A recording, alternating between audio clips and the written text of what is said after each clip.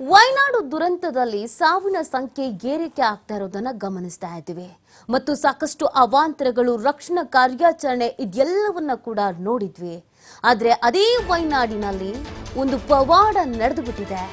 ಇದು ದೇವರ ಮಹಿಮೆನ ಅನ್ನುವಂತ ಪ್ರಶ್ನೆಯನ್ನ ಜನರು ಮಾಡ್ತಾ ಇದ್ದಾರೆ.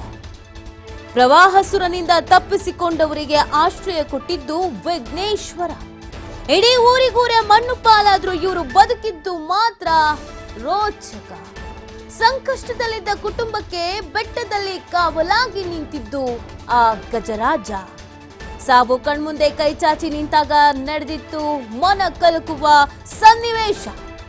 ಸುಜಾತ ಹಾಗೂ ಕುಟುಂಬಕ್ಕೆ ಇಡೀ ರಾತ್ರಿ ಕಾವಲಾಗಿದ್ದು ಕಾಡಾನೆಗಳು. ದುರಂತದಲ್ಲಿ ಪಾರಾಗಿ ಬಂದ ಮುಂಡಕೈ ನಿವಾಸಿ ವೃದ್ಧೆ ಸುಜಾತ ಹೇಳಿಕೆ ಸಾಮಾಜಿಕ ಜಾಲತಾಣದಲ್ಲಿ ಸಖತ್ ವೈರಲ್ ಆಗ್ತಾ ಇದೆ. ಸುಜಾತ ಹೇಳಿಕೆ ನೋಡಿ, ವಯನಾಡು ದುರಂತದಲ್ಲಿ ನಾವು ಒಂದೊಂದು ದೃಶ್ಯಗಳನ್ನ ಕೂಡ ಗಮನಿಸ್ತಾ ಇದ್ವಿ, ಮನ ಮಿಡಿಯುವಂತೆ ದೃಶ್ಯಗಳು. ಇದೀಗ ಇನ್ನೊಂದು ವಿಚಾರ ಪವಾಡ ನಡೆದಿದೆ ಅನ್ನುವಂತ ವಿಚಾರ. ಸ್ವತಃ ಇಲ್ಲಿ ಸೇಫ್ ಆಗಿ ಬಂದಂತ ಮಹಿಳೆ ಹೇಳಿದಂತ ಈ ಹೇಳಿಕೆ ಸಾಮಾಜಿಕ ಜಾಲತಾಣದಲ್ಲಿ ಈಗ ಭಾರಿ ವೈರಲ್ ಆಗ್ತಾ ಇದೆ. രണ്ട് കണ്ണും ഈ കുട്ടിനെ ഒരു വയ്യാത്ത അമ്മനെയും ഒക്കെ പിടിച്ച് കയറ്റി അതിന്റെ മേലേക്ക് പോയി പട്ടത് വലിയൊരു കൊമ്പന്റെ അടുത്താ ആനനോട് പറഞ്ഞു, ഞങ്ങള് വലിയ ദുരിതത്തിന്നാ വരുന്നേ, നീ ഞങ്ങളെ ഒന്ന് കാണിക്കല്ലേ പറഞ്ഞു. ആന രണ്ട് കണ്ണൊന്നും വെള്ളം ഒഴുക. അതിന്റെ കാലും ചോട്ടിൽ നേരം വെളുക്കുന്നവരെ കിടന്നു. ഞങ്ങള് എണീച്ച് നിൽക്കാൻ ആംബിയറില്ല. നേരം വെളുക്കുന്നവരെ മഴ ഫുള്ളും. രാത്രി ഒരു 1:15 മണിക്ക് തന്നെ ഞങ്ങൾക്ക് അതിന്റെ സൂചനകളുണ്ട്. ആകെ ഇരുടായിരുന്നു, വെളിച്ചവും വെട്ടയൊന്നുമില്ല, ഇരുട്, ഒരു മൂകന്താ. അപ്പൊ എനിക്ക് ഭക്ഷണങ്ങളൊന്നും ഉണ്ടാക്കാനോ ഒരു സന്തോഷവും ഇല്ല, മനസ്സിനെന്തോ സംഭവിക്കുന്ന പോലത്തെ ഒരു ടെൻഷൻ. അപ്പൊ ഞാൻ കുട്ടികളോട് പറഞ്ഞു, മക്കളെ നമുക്ക് പോകാനും ഒരു സ്ഥലമല്ല, ആരും കൊണ്ടുപോകാനുമില്ല, നമ്മൾ എന്ത് ചെയ്യും, എന്താ ഈ നാട് ഇങ്ങനെ, എനിക്ക് പേടിയാവുന്നുണ്ട്, എന്തോ സംഭവിക്കും തോന്നുന്നു എന്ന് ഞാൻ കുട്ടികളോട് സൂചന കൊടുത്ത് വാതിൽ തുറന്നിട്ടേ ഇല്ല. അത്രയ്ക്ക് പേടി. പകല് പെരും മഴ.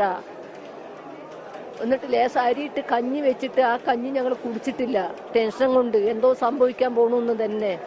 അതിൽ എല്ലാവരും ഉറങ്ങി. കറണ്ടില്ല, കറണ്ട് വെളിച്ചങ്ങളൊന്നുമില്ല.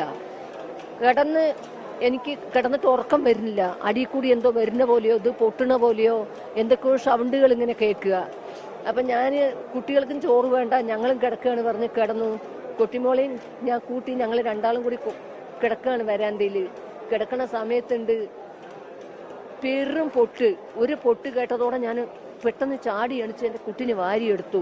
എടുത്തു കഴിഞ്ഞ് നോക്കുമ്പോഴത്തേന് വീടിൻ്റെ അടിയിൽ കൂടി വെള്ളവും കല്ലും മണലും വരുന്നു. വീട്ടിൻ്റെ അടിയിൽ കൂടെ നിമിഷങ്ങൾ കൊണ്ട് വെള്ളം ചളിയൊക്കെ ഇത്രയ്ക്കായി കഴിയല്ല കെട്ടിടം വീണു.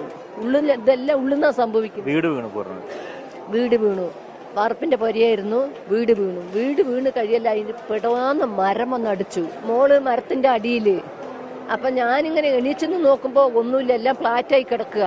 എന്റെ കുട്ടീന്ന് പറഞ്ഞ് ഞാൻ എന്നെയും കൊണ്ടുപോകുന്ന ചാടാൻ നിൽക്കുമ്പോഴത്തിന് കുട്ടി പറഞ്ഞ്, അമ്മമ്മ എന്നെ രക്ഷിക്ക്, ഞാനിവിടെ ഉണ്ട് എന്ന്.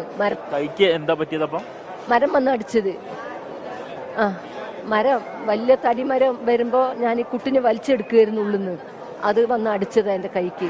അതിൽ കുട്ടിനെ വലിച്ചെടുത്ത് കെട്ടിപ്പിടിച്ചിട്ട് ഞാൻ മേലേക്ക് കയറി. ഈ അടുപ്പിന്റെ സ്ലാബിന്റെ ഉള്ളിൽ കൂടി ഞാൻ മേലോട്ട് കയറിയിട്ട് വാർപ്പിന്റെ പുറത്ത് പോയി. ഈ വാർപ്പ് വീണ് കിടക്കണില്ല, അതിന്റെ പുറത്ത് നിൽക്കുക. ഞാൻ നിന്ന് നോക്കുമ്പോൾ കെട്ടിടങ്ങളൊക്കെ മറിഞ്ഞ് വരിക. അതിന്റെ ഉള്ളിൽ നിന്നൊക്കെ കൂക്കും വിളിയും കേൾക്കുന്നുണ്ട്.